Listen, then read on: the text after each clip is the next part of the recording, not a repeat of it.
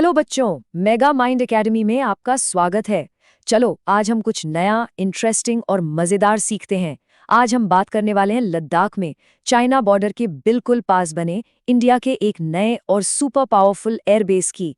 इसका नाम है न्योमा। आखिर ये कैसे हिमालय में इंडिया के लिए एक गेम चेंजर साबित हो सकता है, चलिए डिटेल में जानते हैं। तो आखिर ये न्योमा एयरबेस है क्या और इसे इंडिया का सीक्रेट वेपन जैसा क्यों माना जा रहा है? पता है, इसकी कहानी शुरू होती है करीब 5 साल पहले, जब बॉर्डर पर टेंशन के टाइम इंडिया को अपनी एक बहुत बड़ी स्ट्रेटेजिक कमी महसूस हुई। चलो इसे आराम से समझते हैं। देखो, उस टाइम ईस्टर्न लद्दाख में यानी लाइन ऑफ एक्चुअल कंट्रोल, जिसे हम LAC भी कहते हैं, उसके एकदम पास हमारा कोई भी ऐसा एयरबेस नहीं था जो हर तरह के प्लेन के लिए फुली फंक्शनल हो। और बस इसी कमी को पूरा करने के लिए न्योमा को बनाया गया, जो आज हमारे देश का एक नया गार्डियन, एक नया रक्षक बन चुका है। सबसे पहले तो इसके लोकेशन की खासियत देखो। न्योमा एयरबेस 13,700 फीट 13,700 फीट की जबरदस्त ऊंचाई पर बना है। ये इसे इंडिया का सबसे ऊंचा फुल्ली ऑपरेशनल एयरफील्ड बना देता है। सोचिए, इतनी ऊंचाई पर होना ही अपने आप में कितना स्ट्रेटेजिक एडवांटेज देता है। चलो इसके कुछ इंपॉर्टेंट फैक्ट्स पर एक नजर डालते हैं। ये ईस्टर्न लद्दाख में है और सबसे जरूरी बात, LAC से सिर्फ 25 से 30 किलोमीटर दूर। इसका मतलब समझते हो, हमारे फाइटर जेट्स बस कुछ ही मिनट्स में एक्शन के लिए तैयार हो सकते हैं।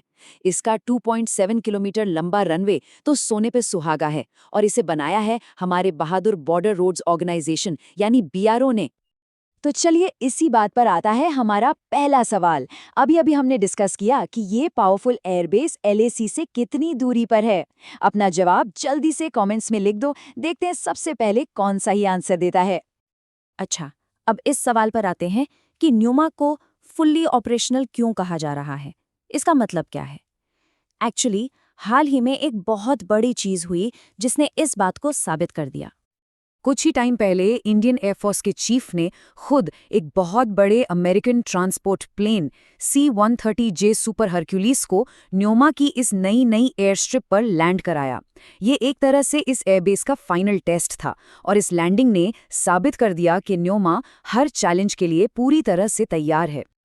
तो देखो, फुली ऑपरेशनल का मतलब सिर्फ एक हवाई पट्टी नहीं है। इसका मतलब है कि ये बेस दिन हो या रात, चाहे जैसा भी मौसम हो, 24/7 काम कर सकता है। यहाँ C-130J जैसे भारी भरकम ट्रांसपोर्ट प्लेन से लेकर सुखोई जैसे सुपरफास्ट फाइटर जेट्स तक कुछ भी लैंड और टेक ऑफ कर सकता है। और C-130J का यहाँ उतरना इसलिए इतनी बड़ी बात है क्योंकि ये प्लेन भारी सामान और सैनिकों को मुश्किल से मुश्किल जगहों पर पहुँचाने के लिए ही जाना जाता है। चलिए दूसरा सवाल आपके लिए, उस बड़े से ट्रांसपोर्ट प्लेन का नाम क्या था जिसे अभी हमने डिस्कस किया? जिसका पूरा नाम याद है वो फटाफट कमेंट्स में लिख दो। अब बात करते हैं सबसे जरूरी चीज की, कि आखिर न्योमा इतना इम्पोर्टेंट क्यों है और ये इस पूरे एरिया में पावर बैलेंस यानी शक्ति संतुलन को कैसे बदल रहा है। जरा इस स्लाइड पर ध्यान दो। पहले हमें लेह या चंडीगढ़ जैसे दूर के बेसिस पर डिपेंड रहना पड़ता था।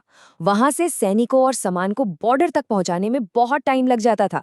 लेकिन न्योमा के बाद हमारे पास LAC के एकदम बगल में एक फॉरवर्ड बेस है।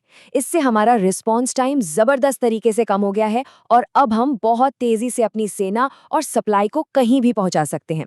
अगर ये जानकारी इंटरेस्टिंग लग रही है तो जल्दी से इस वीडियो को लाइक कर दो। ठीक है, अगला सवाल थोड़ा सा सोचने वाला है। किसी भी इमरजेंसी सिचुएशन में रिस्पॉन्स टाइम कम होने का सबसे बड़ा प्रैक्टिकल फायदा क्या होता है? हिंट स्लाइड पर ही है, ट्रूप्स एंड सप्लाईज। थोड़ा सोचो और अपना जवाब दो। न्योमा सिर्फ एक एयरबेस नहीं है, बल्कि ये एक डिटरेंट है। डिटरेंट का मतलब है ऐसी चीज जो किसी भी दुश्मन को कोई गलत हरकत करने से पहले 100 बार सोचने पर मजबूर कर दे। अब उन्हें पता है कि इंडिया इस एरिया में बहुत तेजी और ताकत से जवाब दे सकता है, और दौलत बेगोल्डी जैसे दूसरे एयरफील्ड्स को सपोर्ट भी कर सकता है। लेकिन इतनी ऊंचाई पर ऐसा जबरदस्त एयरबेस बनाना बिल्कुल भी आसान नहीं था। चलिए अब समझते हैं कि इसे बनाने में क्या-क्या इंजीनियरिंग चैलेंजेस आए और इसके पीछे क्या जियोपॉलिटिकल मैसेज छिपा है। देखो, यहाँ साइंस का एक सिंपल सा नियम काम करता है। हम जितनी ऊंचाई पर जाते हैं, हवा उतनी ही पतली यानी सिन होती जाती है। पतली हवा में प्लेन के इंजन को पूरा थ्रस्ट यानी धक्का नहीं मिलता और उसके पंखों को उड़ने के लिए जरूरी लिफ्ट भी मुश्किल से मिलती है। बस इसी प्रॉब्लम को सॉल्व करने के लिए यहाँ 2.7 किलोमीटर लंबा रनवे बनाना पड़ा ताकि प्लेन टेक ऑफ के लिए जरूरी स्पीड और लिफ्ट आसानी से हासिल कर सके। चलो साइंस से जुड़ा चौथा सवाल।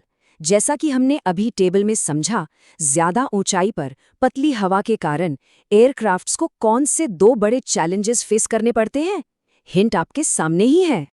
इस एयरबेस को बनाना सच में इंजीनियरिंग का एक चमत्कार है। जरा सोचिए, बॉर्डर रोड्स ऑर्गेनाइजेशन के जवानों ने इसे -30 डिग्री सेल्सियस की हड्डियां जमा देने वाली ठंड में बनाया है। उनकी मेहनत और काबिलियत को हमारा सलाम है। और आखिर में ये एयरबेस सिर्फ एक मिलिट्री एसेट नहीं है, बिल्कुल नहीं। ये पूरी दुनिया को एक साफ साफ मैसेज है कि इंडिया अपनी बॉर्डर्स की सुरक्षा और इंफ्रास्ट्रक्चर को मजबूत करने के लिए पूरी तरह से डिटर्मिन्ड है और किसी भी चैलेंज के लिए हमेशा तैयार है। और अब आज का फाइनल सबसे इम्पोर्टेंट सवाल। न्यूमा तो एक शानदार शुरुआत है, पर आपके हिसाब से आने वाले टाइम में इस तरह के और कौन से इंफ्रास्ट्रक्चर प्रोजेक्ट्स हो सकते हैं जो इंडिया की ताकत को और भी ज्यादा बढ़ा सकते हैं? अपनी राय कमेंट्स में जरूर बताना। तो बच्चों, मिलते हैं नेक्स्ट वीडियो में एक नए टॉपिक के साथ।